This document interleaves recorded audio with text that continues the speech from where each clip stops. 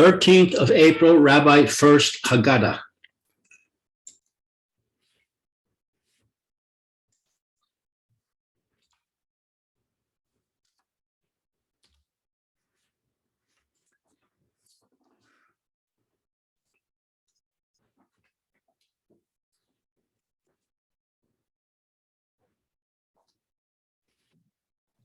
Okay.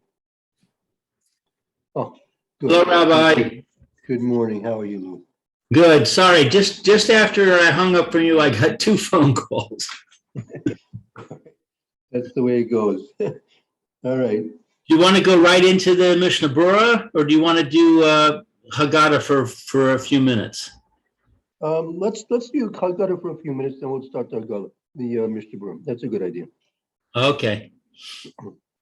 Okay, so let's see. We left off here. Mark down where we left off. Yeah.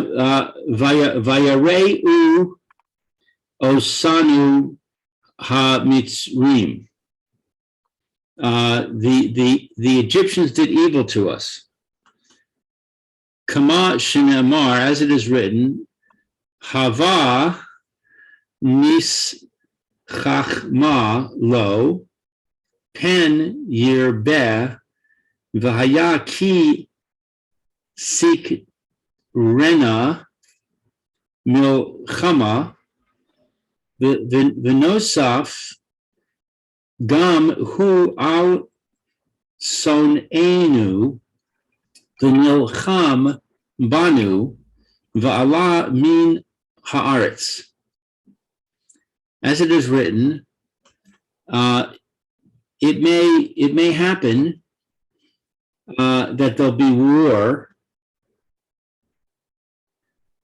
I'm sorry. Not it may happen. Let us be wise with them. Maybe they will increase, and it will happen that there will be war, and they will also add to our enemies. Right, as I mentioned yesterday, the Edom and Ishmael were basically arch enemies of the Egyptians from the time of the death of Yosef Atzadik. So the Egyptians, they would tolerate the Jews as long as they weren't becoming powerful in a majority. But if they would become a powerful majority, they were very concerned that they would join with their blood relatives rather than their ally. They were really allies with the Egyptians, but they were blood relatives to the Egyptians, to Ishmael and to Esau. So that's what the Egyptians were really worried about. Right. So really, what started things off was what you could call a realistic concern. It was a realistic concern. It wasn't simply like you can't say it was like anti-Semitism or something like that. There was a realistic concern. Makes sense. Okay, but in spite of the fact, if they wanted to do something, they shouldn't have oppressed us in the terrible ways that they did. That got out of hand. Right. Okay. Vaya'anu, and they afflicted us. Kama shene'amar, as it is stated, Vaya simu alav sarei misim leman anoso besiv losam vayiven arei miskinos lefaro es pitom ve'es ramses. As it is written, they placed upon us, let's see, Sare Misim. That's like I think taskmasters, I think, no? Sorry, like a SAR. Yeah, taskmasters. Right, very good. In order to oppress them with burdens. And they built these cities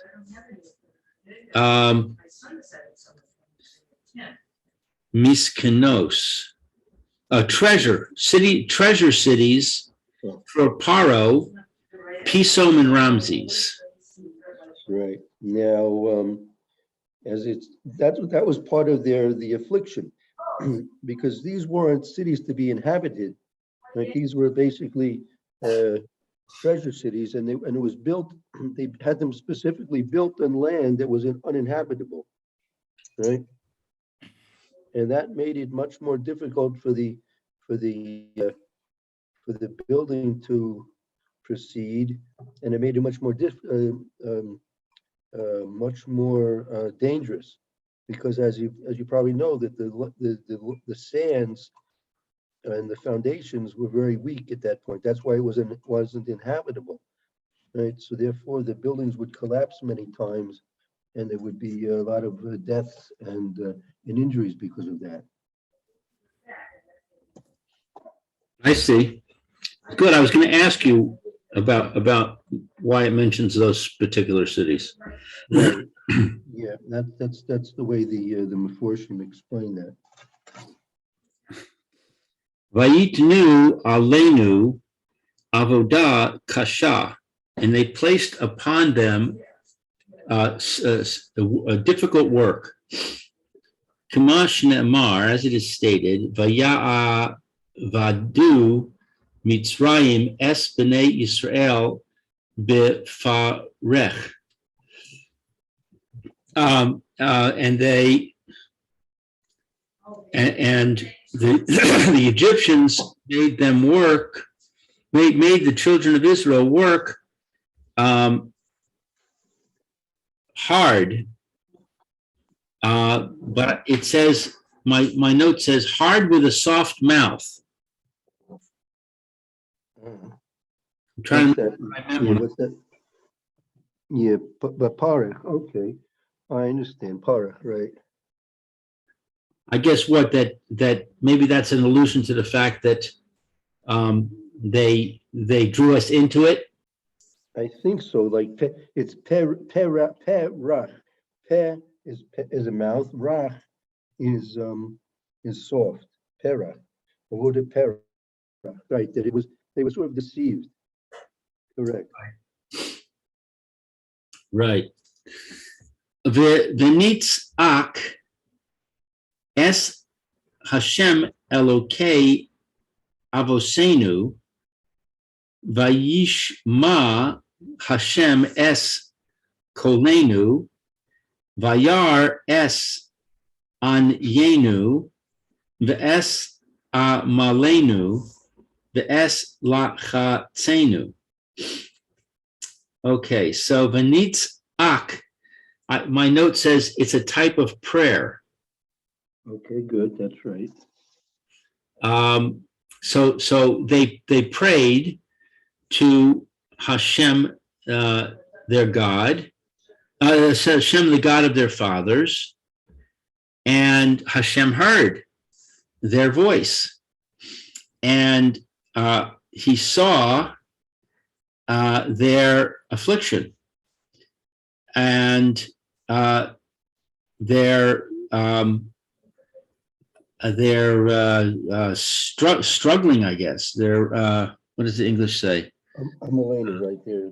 Their struggle. Yeah, Amalenu right there. Right. Amal is like immerse yourself, right? To be immersed in something. Correct. And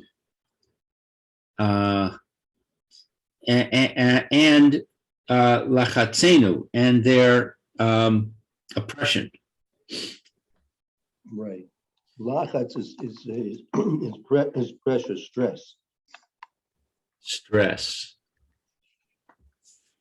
And their stress. Okay. And my footnote says, that it's Devarim 26:7 that we're quoting here. Right, as I mentioned, that's the derech of the Hagadda. The methodology of the Hagadda is basically a compendium of Mishnayos, Gemara's, Midrashim, and that's the way of Chazal. They take a pasuk and they'll explain the meanings of the pasuk. Right. Right. Okay. So, and this one follows the previous one. The previous one, Vayareu, was 26:6, and this is 26:7. Oh, right, correct, very good. V'nitzak El Hashem Elokei Avosenu, and they prayed to the Lord, the Hashem, the God of their fathers. Kama Shne'emar, as it is stated, Vayihi Biyamim Harabim Hahem. And it was in those many days, Vayamas Melech Mitzrayim, the king of Egypt died. Vaye'anhu B'nai Yisrael min ha'avodah, and the children of Israel cried out from the work. Vayizaku Vata'al Shav Asam Es Ha'elokim Min Ha'avodah. And their cry ascended to God from the work. Right. That's what caused the intensity of the work was actually what motivated and stimulated these heartfelt prayers. Right. So a lot of times, things are going easy. People don't really put their heart and mind into the prayers, but when it's difficult, that's when they start to really put their heart and mind into their prayers. Unfortunately, so Rabbi Miller and others mentioned that the real way of prayer is that you put your heart and mind into prayer when you don't need the things that you're asking for. Is it fair to say that it's a mida keneged mida, that if you don't pray with the proper kavanah when you don't have a problem, that you get the problem? Let's put it this way: when you, for example, if a person gets a bloody nose, so now he's praying to Hashem to stop the bloody nose, right? Right. So when the blood stops, so he stops his prayer, right? He stops his prayer. So that's really a prayer for your own benefit, It's obviously you need to do that and you should do it. Hashem wants you to do it, but there's a higher level of prayer which we should try and strive for. That we should pray to Hashem that we shouldn't have a bloody nose, right?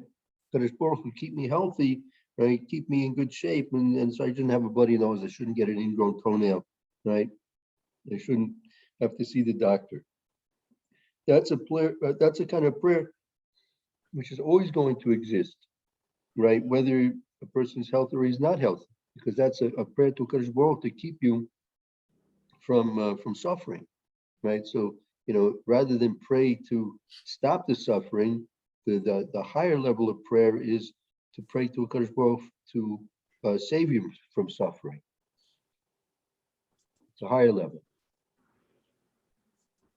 Right. Okay. Weiter? Sure.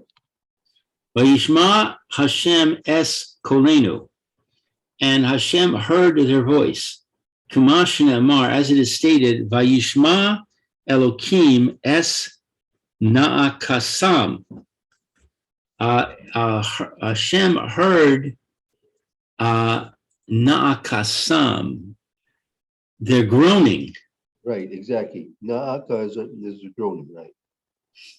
Vayiskor Elokim es briso, and Hashem remembered his covenant, es Avraham, es Yitzchak, the es Yaakov. So in this case, es means with.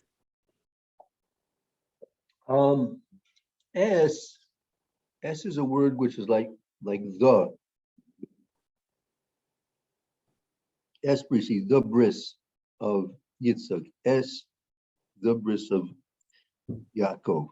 Es bris, the bris of Abraham. Ah, I see. S is like a the, it means the, T-H-E. Right, right. Vayar es. So let me ask a question here. Why does Hashem have to remember the bris at this point? We have a legitimate request without the bris. We're suffering. Help us. Right. So that's a very significant question, and the basic beginning to the question is that we have to realize that we were on a very low level in Mitzrayim. Meaning we had really sunk to levels which on our own we had very little sukhusim. Meaning that's what we said, but when we said in the b'demai chayi, that was the blood of the Korban Pesach and the blood of the bris milah. Those were that's what that pasuk meant. We were naked, meaning we were naked for mitzvahs. We were completely very, very far from the heritage of Avraham Avinu, Yitzchak Avinu, and Yaakov Avinu. And that was actually the goal and the scheme of Paro, that he wanted to break the link between the Jewish people, his slaves, and their forefathers, because at that point, had that link been broken, so then there would be no necessity of fulfilling the promise Hashem made to Avraham Avinu, that the bris, that was what we quote earlier in the Hagadda, that the bris was Lezera Avraham, the offspring of Avraham Avinu, that they weren't only just genetical offspring, but they were also spiritual offspring, that they followed in the ways of Avraham Avinu. And Paro was trying very hard to break us in terms of having us be Oived of Zorah. And when Chazal, as we mentioned the other day, say that we didn't change our clothes, we didn't change our names, we didn't change our language, some learned shot that those were the only three remaining things that we didn't change. Everything else we changed. We didn't do bris milah, right? What was the whole point of the bris milah before the Korban Pesach? If everyone had been circumcised, there would be no real need to have us circumcise ourselves before the eating of the Korban Pesach. But we had gone astray from that, right? And many other things we had gone astray from the heritage of Avraham Avinu, Yitzchak Avinu, and Yaakov Avinu. So therefore, Paro was being very successful in assimilating us, right? So therefore, the HaKadosh Baruch Hu, through the fact that we cried out, okay, so we're crying out, but those cries in and of themselves were not enough to start this process of the Gula. The process of the Gula had to begin with the HaKadosh Baruch Hu remembering the bris that he made to the Avos. And with that, in the schus of the promise that he made to the Avos, that's what in that schus we were really redeemed. We weren't really redeemed from any zechusim that we had on our own. We had very little to rely on any of our own accomplishments.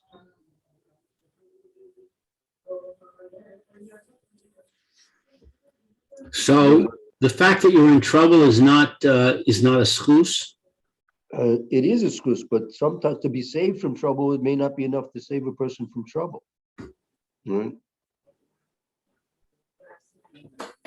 That I don't understand. This is a basic a basic disconnect I have with this concept of schus. Yeah. What do you mean? You can explain me a little bit more. Well, it seems to me that if a person is in trouble and he cries out and davens sincerely with kavana, help me, that should be enough for him to get help. Why does he need, some kind of additional factor? It doesn't seem to me that there should be a need for an additional factor. That should be enough. He's in trouble and he's asking for help. Hashem loves him, so Hashem helps him. Well, I mean, sometimes to be in trouble is the best thing for a person, right? And being in a situation that's hunky dory is not always the best situation for a person. Only Kadosh Baruch Hu knows what's ultimately best for a person, right? We think we know what's best for ourselves. Everyone shies away from pain and suffering. There's no question about it, and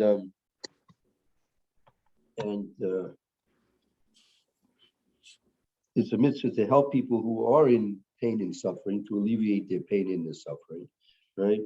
But ultimately, what's best for the person, that's a Kadosh Baruch Hu's knowledge. Look, Sodom, they suffered and they were destroyed, and the Dor Mabel, they suffered and they were destroyed as well.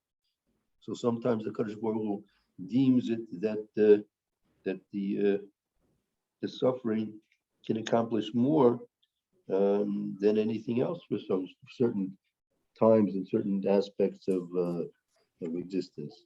But only Hashem knows what's ultimately best for the person. I understand what you said,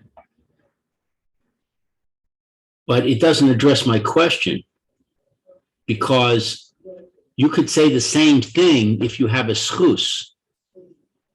If the schus doesn't have anything particularly to do with the suffering that you're going through, then you shouldn't be saved if saving is not appropriate, whether you have all the schus in the world. Right. So I mean, we're going a little bit further than doing. Okay, you're now discussing about zuchusim. When we speak about what the Hagadda says about the bris is not a schus. The bris is a promise, right? Bris is a promise that Hashem made, and the Kadosh Baruch Hu, since he's Neman, he's faithful, trustworthy. So Kadosh Baruch Hu has, so to speak, an obligation to keep his promise, right? Zuchusim is a little bit different, right? Zuchusim is that either he or his forefathers had accrued certain privileges on a accounting ledger of a Kadosh Baruch Hu's behavior towards them, right? So a bris is much more than a schus. We had to have zuchusim to be redeemed from Mitzrayim. In addition to the fact that Hashem made his promise, that in and of itself wouldn't have been enough that we should have been redeemed from Mitzrayim. We needed to have the schus of at least two mitzvahs, Dam Bris Milah and Dam Korban Pesach. For those people who didn't do Bris Milah or they didn't do Korban Pesach, even though there was a promise that Hashem would take the offspring of Avinu out of Mitzrayim, if they didn't do bris milah and or they didn't do the korban pesach, they didn't come out of Mitzrayim. So those two mitzvahs are called a schus. Right, the schus of doing the benefit which those mitzvahs provided the people there who did those mitzvahs, that was a benefit they accrued for themselves through doing those mitzvahs. Right? The reason Hashem gave us the mitzvahs was because of the promise. Right, since there was a promise, so Hashem now was giving us an opportunity that we should do something on our part that Hashem would now fulfill his promise. Because that showed those two mitzvahs showed that we were minimally connected to Avram Avinu and Yitzchak Avinu and Yaakov Avinu. Anyone who did not keep those mitzvahs, they were basically cutting themselves off forever, eternally from the Avos, and also from that promise to be taken out of Mitzrayim. So the two are packaged together. They're not separate. It's not like there's a promise and there's a schus. They're together. Right.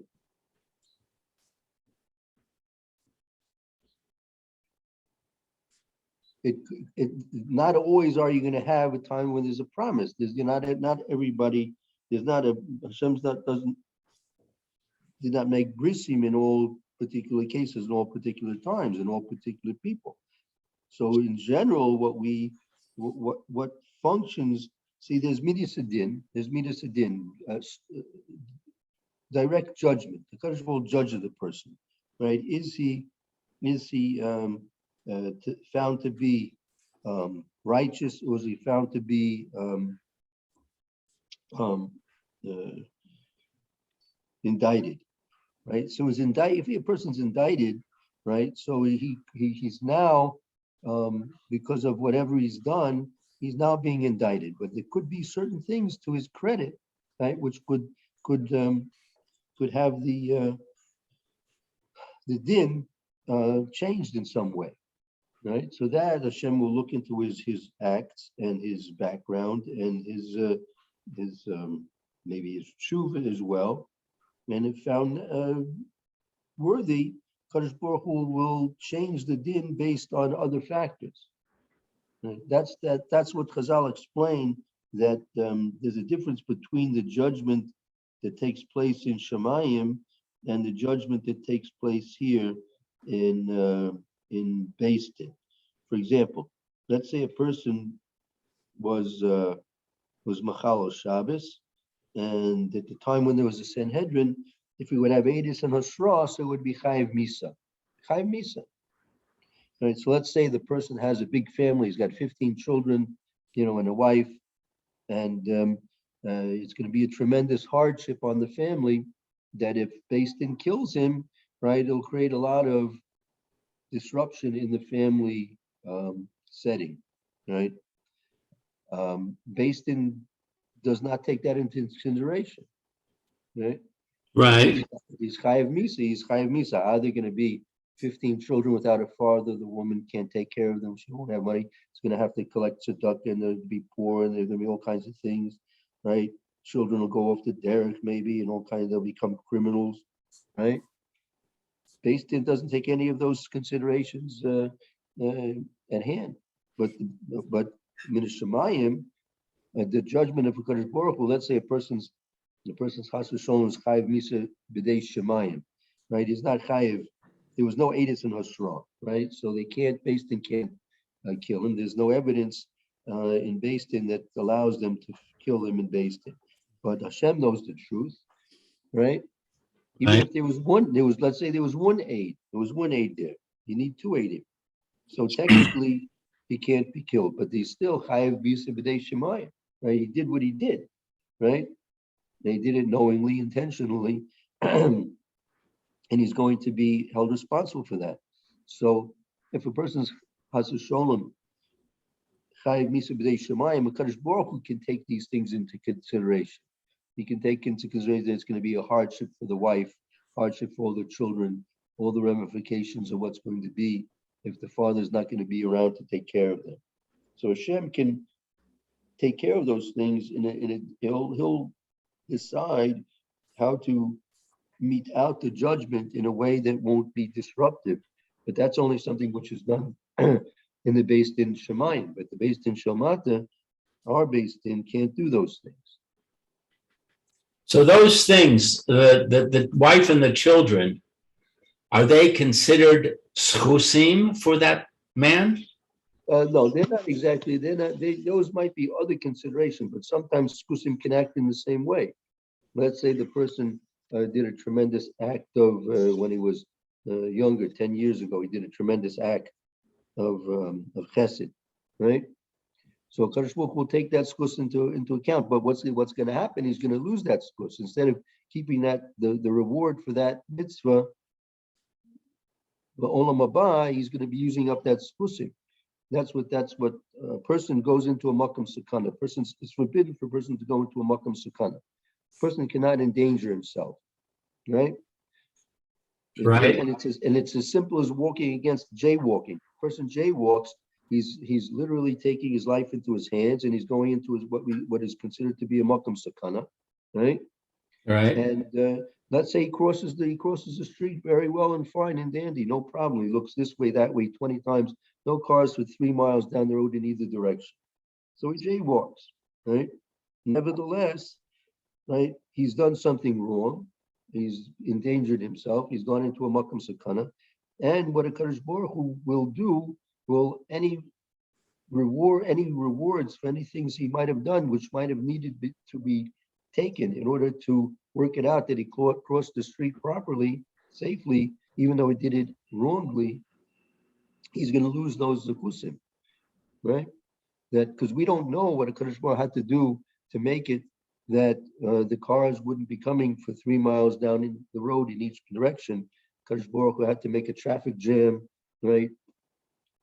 4 miles down the road, and another there's something else going on the road. So this person, he thinks he got away with something, but he really didn't get away with anything.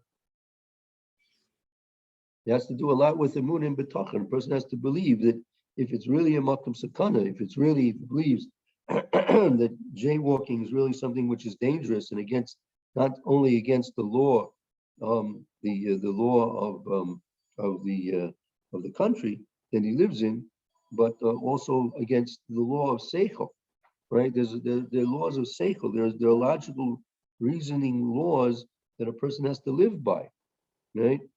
And if he doesn't live by those logical reasoning laws, so he's violating the Tzelem Elokim that Kadosh Baruch Hu created him with.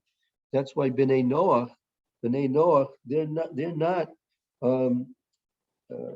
judged in the same way as we are, because the laws that they have to abide by, they're basically laws which Kadosh Baruch Hu gave them, which can in most all cases be understood through simple human logic and reasoning.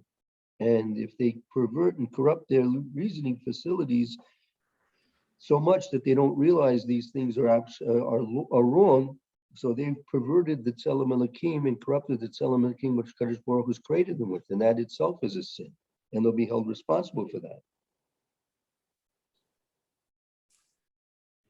So if I have a dog, lahavdil, and the dog runs into the street, right, and I go and grab him by the collar and yank him onto the sidewalk, and then I hit him with a stick, and I say, no. So I'm doing that to teach him that he shouldn't run in the street, because if I don't, then he's going to get killed. So I would apply the same principle to Hashem. I would say that if I'm going to jaywalk, Hashem is going to issue some kind of a response, which we could call a punishment, using Mida Keneged Mida, such that I will understand that I shouldn't have jaywalked. And that ultimately is good for me because it's going to cause me to not jaywalk, and therefore I'm going to be saved from being hit by a car, because otherwise my fate was that I was going to be killed the next time I jaywalked. Now, let's say that 10 years ago, I saw a little old lady who was carrying a heavy burden, and she tripped and fell, and her burden fell all over the ground. So I went over to her and I helped her up. I picked up all of her bags, and I said, let me carry these for you. And I got her home. So now I have a schus. So now I jaywalk, and Hashem says, okay, you've got a schus, so I'm not going to punish you. I'm just going to take away your reward that you would have gotten for that chesed that you did. So I've been cheated, because what's going to happen is I'm not going to learn my lesson, and I'm going to jaywalk again, and I'm going to get killed. Okay. Does that make sense that the schus is going to be used in that way when the punishment is appropriate? It's right for me. No, this, I think it's a little bit more like this. The schus is something which a Kadosh Baruch Hu will use to save a person from certain, in the case we're talking about now, and save a person from sakana, from danger. He's going to be saved from danger. He shouldn't have done something which is dangerous, but he did do something which was dangerous and against human reason, against public and civil law, right? So he did something wrong, and he entered into a situation of danger.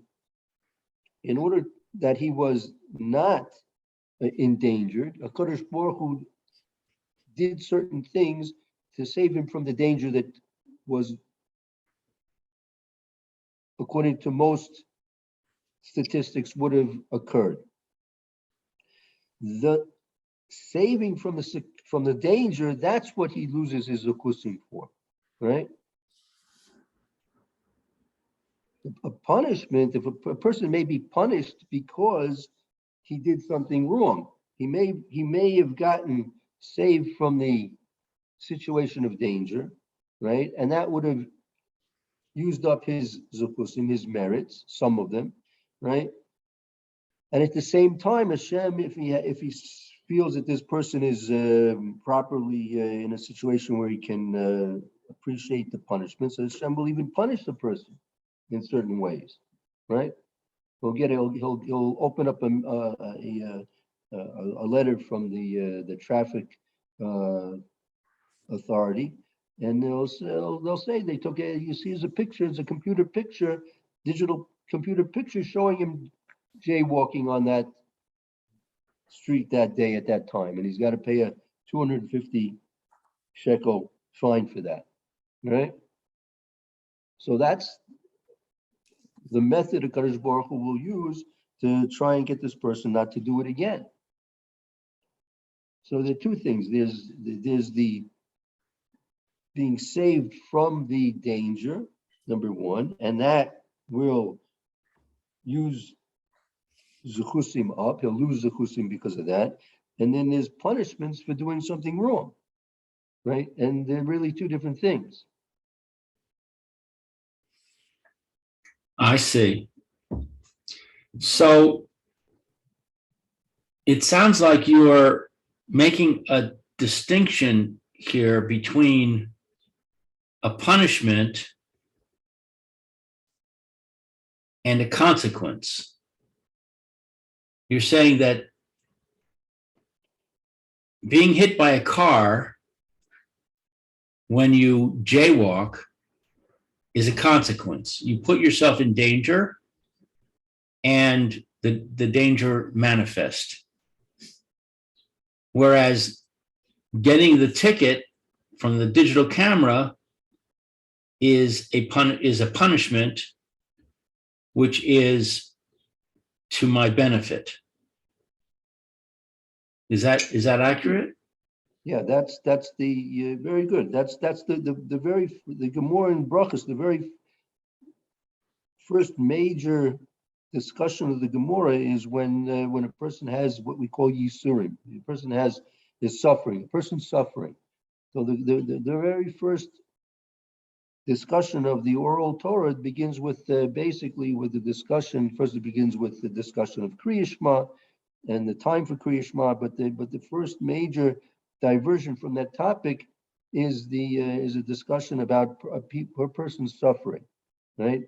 And the first point that the Gemara mentions about suffering, when a person finds himself suffering in some way, whether it's in a little bit or a great way, he has to investigate the Gemara says, he has to investigate his deeds. The suffering is intended to awaken a person to a introspection of his deeds and to see in what way can he improve himself in light of these sufferings he's experiencing. So I go outside in the rain without a jacket, and I get a chill, and I get sick, and now I'm suffering from being sick. I'm miserable. I have a headache, all kinds of problems. So I could say, well, it's a consequence. I put myself in danger. I got sick. It's just like jaywalking and getting hit by a car. Or I could say, this is an isurim, like in brachos, and I should examine my deeds and try and figure out, why am I sick? Why am I suffering? Which is it? Sometimes it can be both. It doesn't have to be exclusively one or the other. Right? It's tricky. Life is tricky, Rabbi. Yeah. That's why the Gemara. That's why the Gemara picks. I'm guessing. I'm not saying I know this for sure. That could be why the Gemara made this one of its first major discussions. Yeah. Yeah. Okay, I guess we'll have to try and get to the Mishnah Berurah tomorrow, Mitzvah Shem. Okay. This was a good discussion, though. I appreciate it. Okay, fine. Hopefully, Bezrat Hashem. And let's say things are working out with Yosef for Pesach. Yeah. He was one of those two calls that came in right after I hung up with you. He's got the cleaning guy coming. Okay, very good. I'm planning to go there in Mitzvah Hashem around noon and spend a few hours helping him to supervise the cleaning guy and get things done. Okay, and he's still expressing some interest in going to Har Nof. No, he hasn't mentioned. I have not discussed that with him at all. That was a discussion between the psychologist and him. And I have not heard anything more about it from the psychologist, and I never heard anything about it from Yosef in the first place. Interesting. Mm-hmm. So I'm not sure what's going to happen with that. We'll just have to see. Okay, very good. Fine. All right. Should have a good day, Mitzvah Shem, and hope to see you tomorrow. All right. Thank you very much, Rabbi. Have a great day. Bye, you too. Shalom, bye. Bye.